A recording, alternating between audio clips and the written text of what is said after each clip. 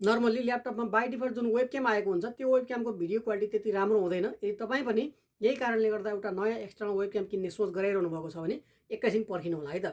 किनभने म यो भिडियोमा तपाईँहरूलाई आफ्नो एन्ड्रोइड मोबाइललाई नै ल्यापटपको वेबक्यामको रूपमा सजिलैसँग प्रयोग गर्ने तरिकाबारे जानकारी दिँदैछु। त्यसैले भिडियोलाई चाहिँ पुरा हेरिदिनु होला र भिडियोलाई लाइक पनि गरिदिनु होला।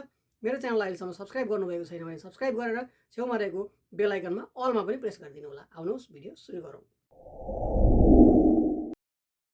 आफ्नो एन्ड्रोइड मोबाइललाई ल्यापटपको वेब क्यामेराको रूपमा युज गर्नको लागि तपाईँले सबैभन्दा पहिला ल्यापटपमा र मोबाइलमा चाहिँ केही सेटिङ मिलाउनु पर्ने हुन्छ। सो सेटिङ मिलाउनुको लागि सबैभन्दा पहिला हामी मोबाइल स्क्रिनमा जाउँ। सबैभन्दा पहिला तपाईँले आफ्नो ल्यापटप अथवा कम्प्युटरलाई मोबाइलसँग USB डाटा केबलले कनेक्ट गर्नु होला। कनेक्ट गरेपछि तपाईँले आफ्नो मोबाइलको सेटिङ्समा जानु होला।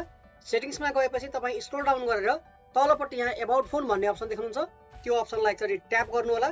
त्यो अप्सनलाई ट्याप गरेपछि तपाईँको फोनको डिटेल्स आउँछ। म यहाँ स्यामसङ मोबाइलमा गर्दैछु, त्यसैले गर्दा स्यामसङ मोबाइलको यो सिस्टम छ भने तपाईँको चाहिँ मोबाइलको कम्पनी अर्कै छ भने त्यसको अलिकति फरक हुनसक्छ, त्यो लोकेसन फरक ठाउँमा हुनसक्छ। त्यसैले तपाईँले भेट्नु भएन भने एकचोटि तपाईँले आफ्नो मोबाइलको युजर्स म्यानुअल चाहिँ हेर्नु होला। अब यो पेजमा आइसकेपछि हामी यहाँनिर सफ्टवेयर इन्फर्मेसन लेखेको देख्छौँ। सफ्टवेयर इन्फर्मेसनलाई एकचोटि ट्याप गरेपछि सफ्टवेयर इन्फर्मेसनको पेज खुल्छ। यहाँनिर तपाईँले बिल्ड नम्बर भनेर लेखेको देख्न सक्नुहुनेछ। यो बिल्ड नम्बरलाई 7 टाइम्स ट्याप गर्नुपर्ने हुन्छ। कन्टिन्यू, मेरोमा चाहिँ यहाँ developer mode has already been turn on भनेर लेखेको छ। तपाईँको चाहिँ यो 7 टाइम्स कन्टिन्यू ट्याप गरेपछि तपाईँको त्यहाँ प्याटर्न लक छ अथवा पिनकोड छ अथवा पासवर्ड के छ त्यो तपाईँले इन्टर गरेपछि तपाईँको डेभलपर अप्सन चाहिँ इनेबल हुन्छ। इनेबल भएपछि तपाईँ ब्याक आउनुपर्ने हुन्छ। यहाँनिरबाट तपाईँ 2 पटक ब्याक आउनुहोस्। 2 पटक ब्याक आउनुभयो भने तपाईँ अघि जहाँनिर चाहिँ एबाउट फोन भनेर लेखेको देख्नुभएको थियो त्यसको ठ्याक्कै तलपट्टि डेभलपर अप्सन हुन्छ। अब त्यो डेभलपर अप्सनलाई एकचोटि क्लिक गर्नु होला। अब त्यो पेज खुलेपछि फेरि एकपटक स्क्रोल डाउन गर्नु होला।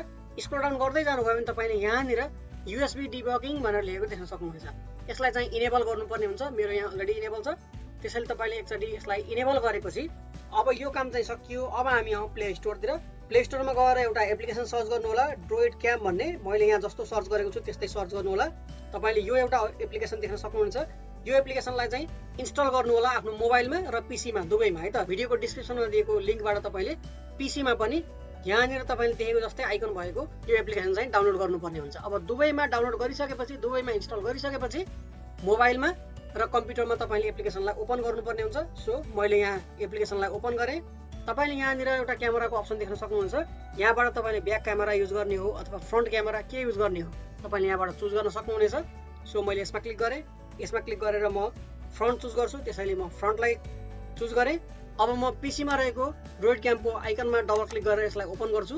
अब यसलाई ओपन गरेपछि अब यहाँनिर चाहिँ वाइफाई, USB र क्रिएट वाइफाई सर्भर भनेको छ। तपाईँले पहिलोपटक गर्दाखेरि चाहिँ यो USB-बाट गर्नु होला, किनभने पहिलोपटक गर्दा USB-बाट गर्नु भएन भने तपाईँले यो एप्लिकेसनबाट मात्रै वेबक्यामको रूपमा युज गर्न सक्नुहुनेछ। तर मेसेन्जरमा, युट्युबमा, फेसबुकमा तपाईँले लाइभ गर्नु पर्यो अथवा भिडियो च्याटिङ गर्नु पर्यो भने तपाईँले चाहिँ पहिलोपटक USB-बाट कनेक्ट नगरिकन गर्न मिल्दैन। त्यसैले पहिलोपटक युज गर्दै हुनुहुन्छ भने USB-बाट गर्नु होला।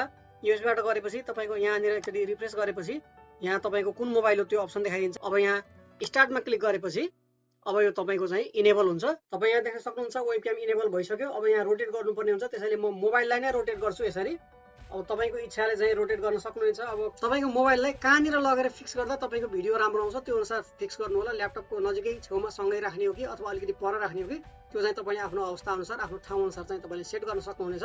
र म तपाईँलाई अर्को कुरा पनि भन्न चाहन्छु, तपाईँले यहाँ देख्न सक्नुहुनेछ भिडियो चाहिँ अलिकति सानो साइजको छ र रिजोल्युसन त्यति राम्रो छैन। तपाईँले चाहिँ रिजोल्युसन चुज पनि गर्न सक्नुहुनेछ आफ्नो हिसाबले। र एकदमै योभन्दा पनि राम्रो क्वालिटीको भिडियो चाहनुहुन्छ भने तपाईँले यो सफ्टवेयरलाई किन्नुपर्ने हुन्छ। किन्नुभयो भने यो चाहिँ तपाईँले 16:9 रेसियोको भिडियो पनि तपाईँले युज गर्न सक्नुहुनेछ। अब चाहिँ तपाईँले युट्युबमा लाइभ गर्दा अथवा फेसबुकमा लाइभ गर्दा तपाईँले एउटा कुरा चाहिँ ख्याल गर्नुपर्ने हुन्छ। तपाईँले लाइभ गर्ने बेलामा क्यामेरा चुज गर्नुपर्ने हुन्छ।